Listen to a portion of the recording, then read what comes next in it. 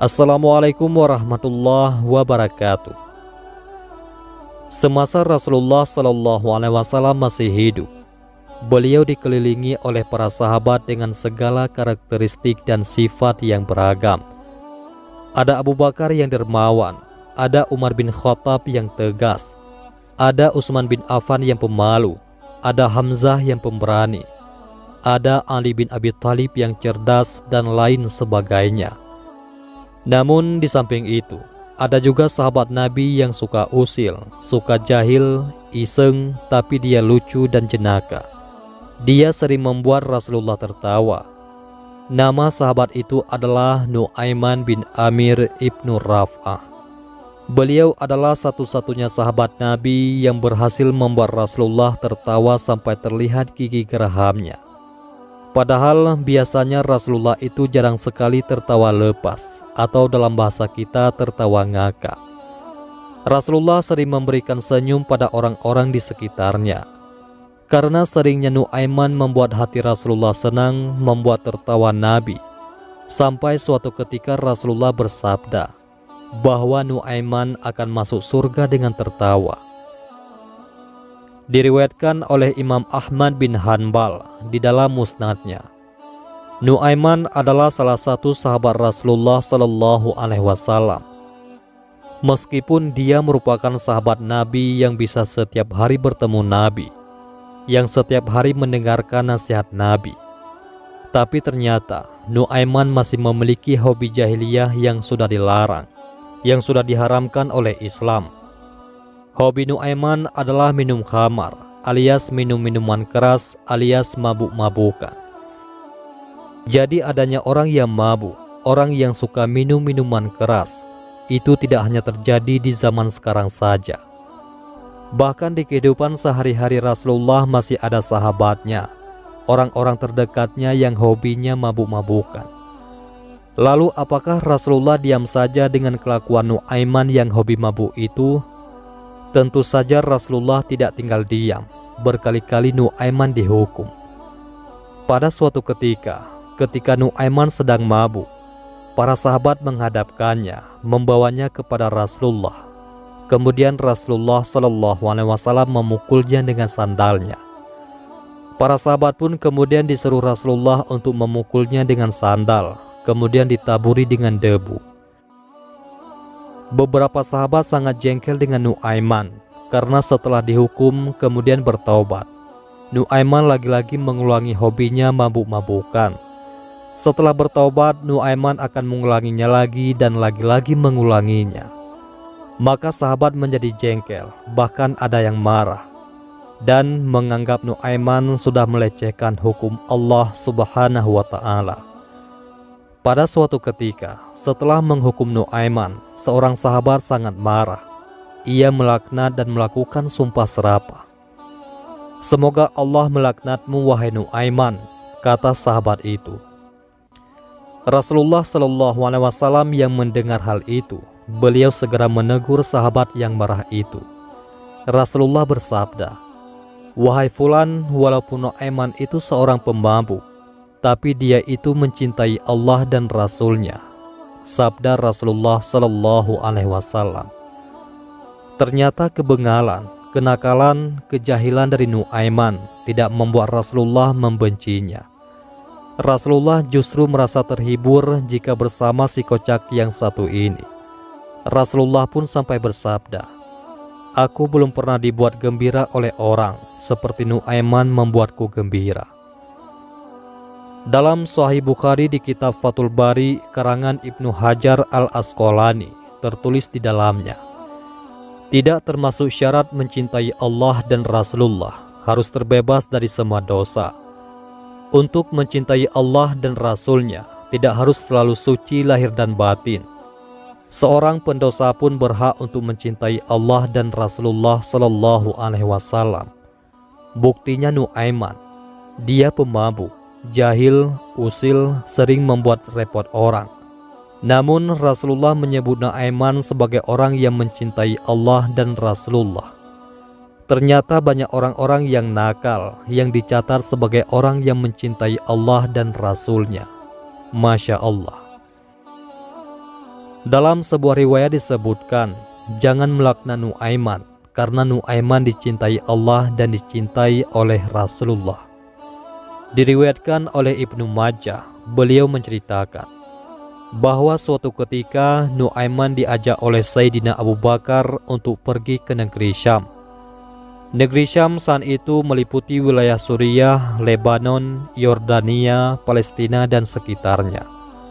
Umumnya, orang-orang Quraisy pada masa itu, mereka melakukan perjalanan untuk berdagang. Mereka membawa dagangan dari Mekah untuk dijual ke Syam. Dan sebaliknya, mereka membeli dagangan dari Syam kemudian dijual lagi di kota Mekah. Ketika itu Abu Bakar mendatangi Rasulullah SAW untuk meminta izin. Ya Rasulullah, saya mau minta izin. Saya mau mengajak dua orang sahabat kita untuk berdagang. Kemudian Rasulullah bertanya, siapa yang mau diajak wahai Abu Bakar? Sayyidina Abu Bakar kemudian menjawab, Nu'aiman ya Rasulullah, katanya sambil tersenyum. Untuk apa mengajak Nu'aiman? Tanya Rasulullah SAW. Untuk seru-seruan aja ya Rasulullah. Satunya lagi Suwaibid bin Harmalah, ya Rasulullah. Wahai Abu Bakar, apakah Anda yakin ingin mengajak Nu'aiman? Tanya Rasulullah SAW. Iya benar ya Rasulullah, kata Abu Bakar sambil tersenyum. Baiklah, saya beri izin, maka berangkatlah kalian. Sabda Rasulullah SAW. Sebetulnya wajar sekali jika Rasulullah memastikan apakah sungguh-sungguh Abu Bakar akan mengajak Nu'aiman, apalagi untuk kepentingan bisnis, kepentingan berdagang. Soalnya Nu'aiman itu orangnya nyeleneh, suka iseng, dia suka jahil. Sudah berapa orang sahabat pernah menjadi korban kejahilannya. Bahkan Rasulullah sendiri pernah menjadi korban keisengan dari Nu'aiman radhiyallahu an. Pernah suatu ketika Nu'aiman sedang mabuk berat. Setelah sadar dari mabuknya, Nu'aiman merasa perutnya sangat lapar. Tanpa pikir panjang, Nu'aiman memesan banyak sekali makanan. Kemudian Nu'aiman membawa makanan itu kepada Rasulullah yang saat itu sedang berkumpul bersama para sahabat. Nu'aiman membagikan semua makanan itu kepada semua sahabat. Kemudian Nu'aiman berkata, hari ini kita ada rezeki, mari kita makan bersama-sama. Dengan sangat bersemangat, semua sahabat beserta Rasulullah makan. Setelah makanan itu habis, Rasulullah dan para sahabat mau kembali ke masjid. Akan tetapi Nu'aiman mencegahnya. Mau kemana ya Rasulullah? Mau ke masjid ya Nu'aiman, kata Rasulullah SAW. Masa habis makan tidak bayar, kata Nu'aiman. Mendengar itu Rasulullah terlihat agak kaget. Namun kemudian Rasulullah menyadari situasi. Rasulullah pun tersenyum, kemudian balik bertanya, yang pesan makanan kan kamu ya Nu'aiman? Betul ya Rasulullah, jawab Nu'aiman. Yang pesan makanan memang saya, tapi di mana-mana raja itu mengayomi rakyatnya, penguasa melayani warganya, Rasul mentraktir umatnya. Masa saya yang harus membayari Rasul dan para sahabatnya? Mendengar itu Rasulullah SAW tertawa. Lantas beliau mengeluarkan sejumlah uang dan menyuruh para sahabat untuk iuran, alias urunan, untuk membayar makanan yang sudah dipesan oleh Nu'aiman radhiyallahu an. Ini hanya salah satu contoh kecil dari keisengan yang dilakukan oleh Nu'aiman. Singkat cerita, berangkatlah Sayyidina Abu Bakar dan rombongannya ke Syam. Semua orang sudah tahu tugasnya masing-masing, kecuali Suwaibid dan Nu'aiman radhiyallahu an. Sesampainya di Syam, kemudian Abu Bakar bertanya kepada Suwaibid, wahai Suwaibid, kamu inginnya kerja apa? Terserah Anda saja ya Abu Bakar, saya ikuti saja, kata Suwaibid radhiyallahu an. Sayyidina Abu Bakar tahu Suwaibid ini orangnya jujur dan penurut. Kalau disuruh maju, maka dia akan maju. Kalau disuruh ke kanan, maka dia akan ke kanan. Kalau diberi amanat, dia akan jujur. Berbeda terbalik dengan Nu'aiman. Kalau Nuaiman disuruh mundur, dia malah maju. Kalau disuruh maju, dia malah mundur. Nuaiman itu memang beda orangnya. Baiklah Suwaibid, kalau begitu kamu saya beri kerjaan untuk menjaga makanan. Saya tahu kamu orangnya tegas. Kamu amanah dalam menjaga kepercayaan, kata Sayyidina Abu Bakar radhiyallahu an. Semua orang sudah mendapatkan pekerjaannya, kecuali Nuaiman. Kemudian Nuaiman bertanya kepada Sayyidina Abu Bakar radhiyallahu an, "Wahai Abu Bakar, apa pekerjaan yang harus saya lakukan?" Kemudian Sayyidina Abu Bakar menjawab, "Kalau kamu ya Nuaiman, lakukan saja apa yang kamu suka. Terserah kamu. Yang penting kamu ikut saya ke Syam." Maka hari itu semua orang sibuk dengan pekerjaannya. Sayyidina Abu Bakar terlihat sibuk bertransaksi barang. Semua orang sibuk dengan aktivitasnya. Tibalah waktu siang. Nuaiman tiba-tiba saja merasa lapar. Tapi dia tidak punya uang. Kemudian dia menuju ke tempat rombongan.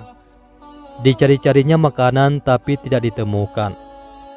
Akhirnya Nuaiman bertemu dengan Suwaibid yang sedang menjaga makanan.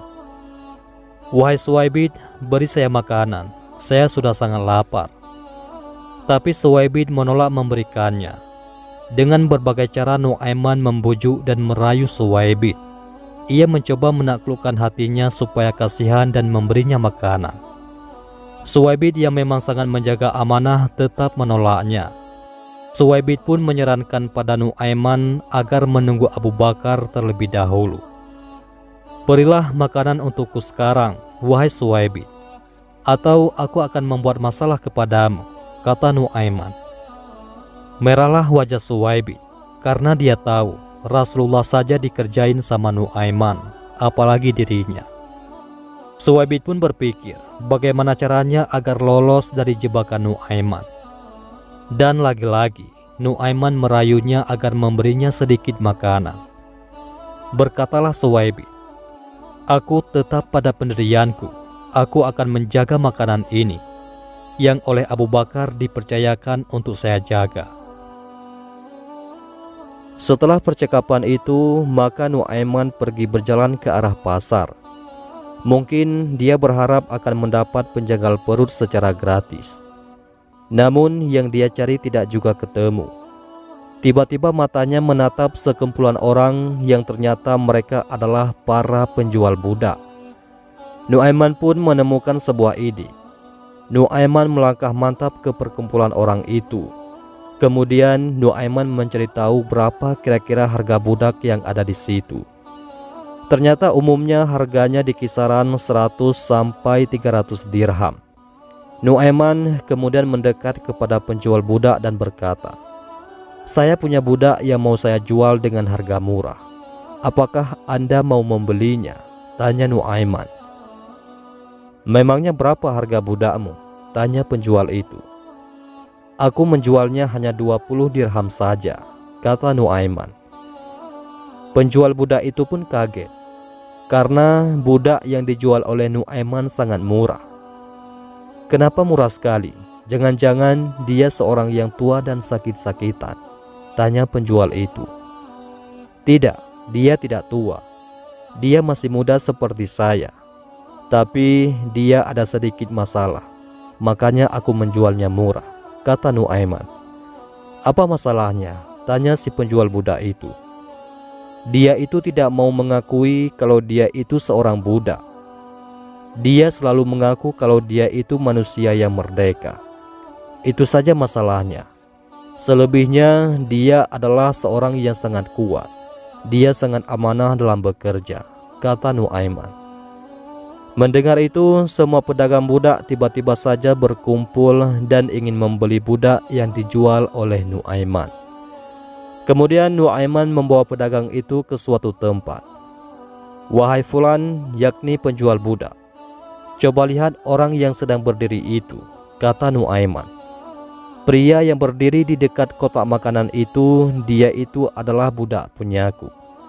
Sekarang bayar dulu uangnya dan kalian boleh membawanya pergi," kata Nuaiman. Maka si pedagang itu segera membayar 20 dirham kepada Nuaiman. Mereka bergegas menuju ke orang yang disebut Nuaiman sebagai budaknya dan segera membawanya pergi. Orang yang dijual oleh Nuaiman ini tidak lain adalah Suwaibid bin Harmalah. Tentu saja Suwaibid menolak dibawa dan meronta-ronta. Ia berteriak dengan lantang bahwasannya ia bukanlah seorang budak. Namun para pedagang budak itu tidak mau tahu, karena yang ia tahu Suwaibid adalah budak yang tidak pernah mengakui bahwa dirinya adalah seorang budak seperti yang sudah diceritakan oleh Nuaiman. Setelah itu Nuaiman membeli makanan dengan uang hasil penjualan Suwaibid. Tidak lupa ia juga membeli oleh-oleh untuk sanak kerabatnya di Makkah. Pada masa itu, Syam adalah negara superpower seperti Amerika saat ini. Tentu saja harga barang di sana sangat mahal. Namun itu bukanlah masalah bagi Nuaiman, karena ia sudah memiliki uang yang banyak dari hasil penjualan Suwaibid. Tidak lama kemudian, Sayyidina Abu Bakar datang. Beliau bingung karena mendapati Suwaibid tidak berada di tempatnya. Abu Bakar radhiyallahu an bertanya-tanya kemana perginya Suwaibid, karena kunci tempat makanan ada pada Suwaibid dan semua orang sudah merasa kelaparan. Mendengar itu, maka Nuaiman berkata kepada Sayyidina Abu Bakar radhiyallahu an, "Suwaibid sudah saya jual ya Abu Bakar." Lantas Abu Bakar kaget mendengar perkataan Nuaiman, dan Abu Bakar bertanya kepada Nuaiman apa yang sudah terjadi. Kemudian Nuaiman menceritakan dengan jujur semua yang telah terjadi. Nuaiman ini sebenarnya orangnya jujur, apa adanya, tapi ia sering sekali menyusahkan orang lain. Setelah Abu Bakar mendengar cerita dari Nuaiman, maka Sayyidina Abu Bakar minta diantarkan ke tempat penjualan budak. Dibelinya Suwaibid yang sementara waktu menjadi budak dengan menggunakan uang Abu Bakar. Dan sekarang Suwaibid menjadi manusia merdeka lagi. Singkat cerita, mereka kembali ke Mekah. Diceritakanlah kisah dijualnya Suwaibid oleh Nuaiman kepada Rasulullah Shallallahu Alaihi Wasallam. Perawi mengisahkan bahwa setelah mendengar kisah itu, Rasulullah Shallallahu Alaihi Wasallam tertawa berbahak-bahak hingga para sahabat dapat melihat gigi geraham Rasulullah. Perawi lain mengatakan, sampai setahun setelah kejadian itu terjadi, Rasulullah masih sering menceritakan kisah penjualan Suwaibid ketika ada tamu yang datang padanya. Pernah juga suatu ketika Rasulullah didatangi oleh para petinggi dari beberapa kerajaan tetangga. Mereka ingin tahu apa itu agama Islam. Mereka datang dengan kendaraan yang sangat istimewa, yaitu unta dan kuda yang kualitasnya sangat bagus. Namanya saja kendaraan istana, pastilah hewan-hewan pilihan. Diikatlah hewan tunggangan itu di depan rumah Rasulullah Shallallahu Alaihi Wasallam. Kemudian para tamu itu dipersilahkan untuk masuk. Di depan rumah Rasulullah dijaga dengan ketat oleh beberapa sahabat pilihan yang pemberani. Mereka adalah Sayyidina Umar, Sayyidina Hamzah, Sayyidina Ali bin Abi Thalib, dan Sayyidina Sa'ad bin Abi Waqqas. Siapa yang tidak mengenal mereka? Mereka adalah para petarung tangguh di medan perang. Tiba-tiba datanglah Nuaiman. Seperti kita tahu, jika Nuaiman datang, pastilah ada kejadian aneh yang akan terjadi. Akan ada cerita lucu yang bakal terjadi. Diriwayatkan bahwa ketika Rasulullah sedang bersedih, kemudian Nuaiman datang, maka Rasulullah akan tersenyum. Maka para sahabat itu senang jika Nuaiman datang, karena pasti Rasulullah sangat bahagia. Maka bergabunglah Nuaiman dengan para sahabat itu. Kemudian seperti biasanya, jika ada Nuaiman datang, mereka pasti akan bercanda. "Wahai Nuaiman, unta ini besar sekali. Pasti dagingnya banyak saat disembelih," kata Sayyidina Hamzah. Iya, benar sekali, kata Nuaiman. Kenapa tidak disembelih saja, biar kita bisa makan enak bersama-sama? Ini punya tamu Rasulullah ya Nuaiman. Memangnya kamu berani menyembelihnya, kata Sayyidina Hamzah lagi. Saya berani, asalkan jangan bilang pada Rasulullah kalau saya yang menyembelihnya, kata Nuaiman. Para sahabat yang ada di situ kemudian tertawa bersama-sama. Mereka kemudian melanjutkan obrolan ke hal yang lain dan melupakan obrolan tentang unta, karena obrolan tentang unta itu murni hanya sebagai candaan. Di tengah asyik-asyiknya mereka mengobrol, tiba-tiba saja terdengar suara bergedebu, seperti ada benda besar yang terjatuh. Para sahabat itu segera menoleh ke sumber suara. Ternyata sumber suara itu adalah seekor unta besar milik para tamu Rasulullah terjatuh dengan kondisi kepala terpisah dari badannya. Di samping unta itu berdiri Nuaiman dengan memegang pedang yang berlumuran darah. Tentu saja para sahabat itu kaget bukan kepalang. Candaan mereka tadi ternyata benar-benar dilakukan oleh Nuaiman radhiyallahu an. Unta yang harganya mahal milik tamu benar-benar dieksekusi oleh Nuaiman radhiyallahu an. Wahai Hamzah, kata Nuaiman, ini untanya sudah saya potong, saya mau pergi sebentar. Kalau Rasulullah mencari saya, jangan beritahukan saya di mana. Nanti kalau kondisinya sudah aman, kita masak daging untanya bersama-sama. Setelah itu Nuaiman berlari. Ia terus berlari mencari tempat bersembunyi yang tidak mungkin ditemukan oleh Rasulullah Sallallahu Alaihi Wasallam. Sementara di depan rumah Rasulullah, para sahabat sedang kebingungan. Bagaimana caranya menjelaskan kepada Rasulullah? Di situ sudah dijaga oleh para jagoan, tapi kecolongan oleh seorang Nuaiman, kata salah seorang sahabat. Dan benar saja, setelah itu Rasulullah keluar bersama para tamu yang mau pulang. Melihat untanya sudah terpenggal, berteriaklah para tamu itu. Rasulullah kemudian mendatangi satu persatu para sahabat yang berada di depan rumahnya. Ada Sayyidina Hamzah, ada Sayyidina Umar, ada Sayyidina Ali, dan ada Sayyidina Sa'ad bin Abi Waqqas. Mereka tidak bisa berkata apa-apa. Mereka hanya berkata, Nuaiman ya Rasulullah. Rasulullah kemudian memerintahkan kepada Sayyidina Umar bin Khattab, wahai Umar, ambillah uang untuk mengganti unta itu.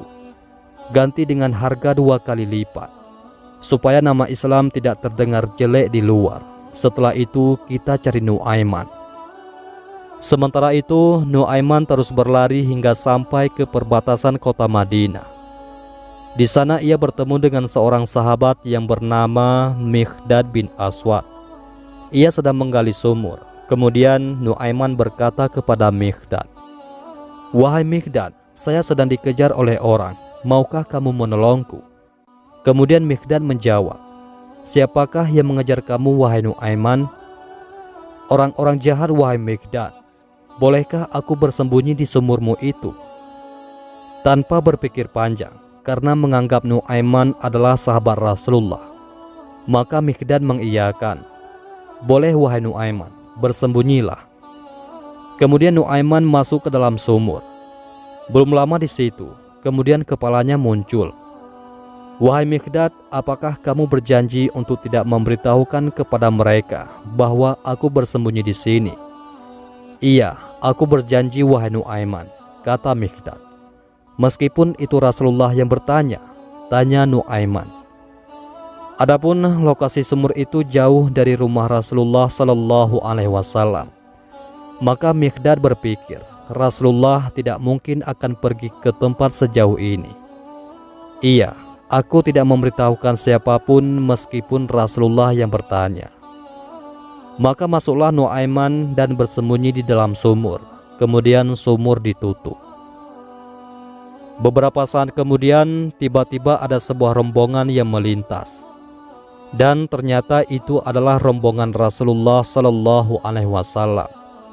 Kemudian Rasulullah bertanya, wahai Mikhdad, saya sedang mencari Nuaiman. Apakah kamu tahu di mana Nuaiman? Mikdad sangat bingung. Dia sudah berjanji kepada Nuaiman untuk tidak memberitahukan keberadaannya siapapun yang bertanya. Tapi ia juga tidak mungkin berbohong kepada Rasulullah Sallallahu Alaihi Wasallam. Kemudian Mikdad berpikir dengan sangat keras. Kemudian Mikdad menjawab, "Ya Rasulullah, mata saya tidak melihat Nuaiman ya Rasulullah," kata Mikdad.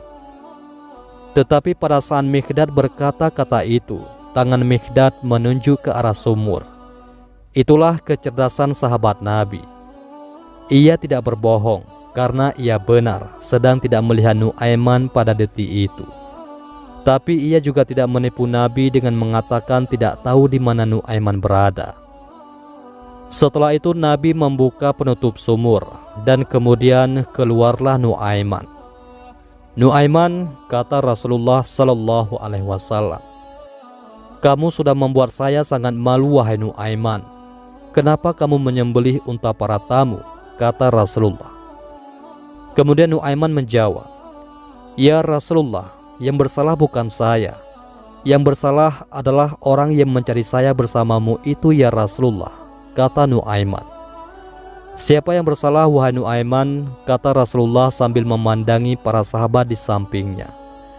Ternyata ketika Rasulullah menoleh kepada para sahabat, Nuaiman kembali berlari. Rasulullah dan para sahabat hanya bisa menggelengkan kepala. Masya Allah, begitulah Nuaiman. Di balik keusilan dan kejahilannya, ia selalu sukses membuat Rasulullah tersenyum bahkan tertawa.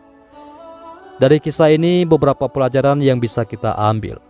Yang pertama, berusaha memaklumi orang lain yang memiliki beragam sifat dan karakter. Dari kisah ini, sikap yang diberikan oleh Rasulullah dan sebagian besar sahabat dalam menghadapi Nuaiman dapat diambil pelajarannya. Rasulullah mencoba untuk memaklumi sifat Nuaiman yang memang jenaka dan sangat jahil. Hal itu dapat dimaklumi asal tidak melanggar ajaran agama Islam. Pada prakteknya dalam kehidupan sekarang, sikap ini sangat bagus untuk diterapkan. Menghormati dan mencoba memaklumi begitu banyak orang dengan masing-masing karakter akan membuat kehidupan lebih harmonis. Yang kedua, tidak menghakimi seseorang. Kisah Nuaiman sahabat Nabi juga mengajarkan bahwa sesungguhnya manusia benar-benar tidak mengetahui isi hati manusia lainnya. Oleh sebab itu, hindari menghakimi seseorang hanya melihat perbuatannya sepintas saja. Pada dasarnya, hanya orang itu sendiri dan Tuhan yang mengetahui isi hatinya. Layaknya Nuaiman, ia terlihat sering mabuk dan melakukan tingkah jenaka, bahkan usil kepada Rasulullah. Nyatanya Rasulullah melarang para sahabat untuk tidak mencelanya, karena Nuaiman mencintai Allah dan Rasulnya. Bahkan ada riwayat yang menyebutkan bahwa Nuaiman akan masuk surga dengan tertawa. Wallahu a'lam bishawab. Demikianlah kisah Nuaiman sahabat Rasulullah Sallallahu Alaihi Wasallam yang sangat usil. Semoga bermanfaat bagi kita semua dan bisa kita ambil hikmahnya. Wabillahi taufik wal hidayah. Wassalamualaikum warahmatullahi wabarakatuh.